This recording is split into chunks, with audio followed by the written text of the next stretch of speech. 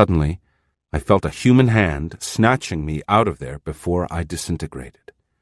The nagual woman had crossed over and saved me. Eligio had not been able to move because he was holding the opening, and Silvio Manuel had the 4 women by their hair, 2 in each hand, ready to hurl them in. I assume that the whole event must have taken at least a quarter of an hour to unfold, but at the time it never occurred to me to worry about people around the bridge.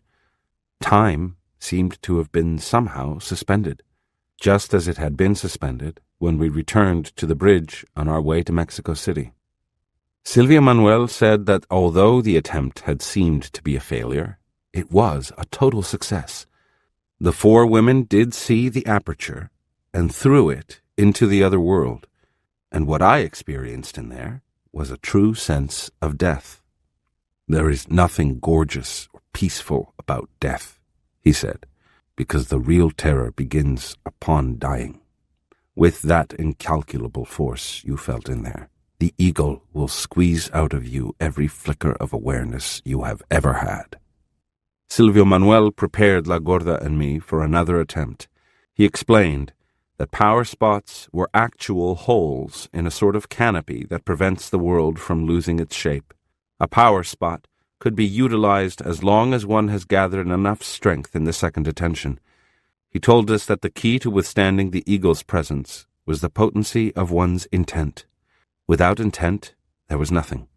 He said to me that since I was the only one who had stepped into the other world, what had nearly killed me was my incapacity to change my intent.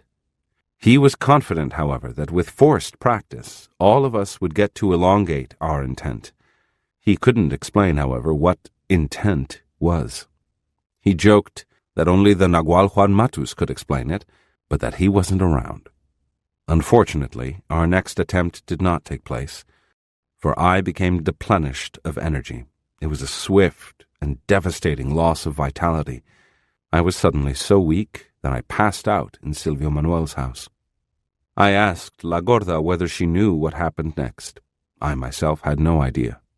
La Gorda said that Silvio Manuel told everyone that the eagle had dislodged me from their group, and that finally I was ready for them to prepare me to carry out the designs of my fate. His plan was to take me to the world between the parallel lines while I was unconscious, and let that world draw out all the remaining and useless energy from my body.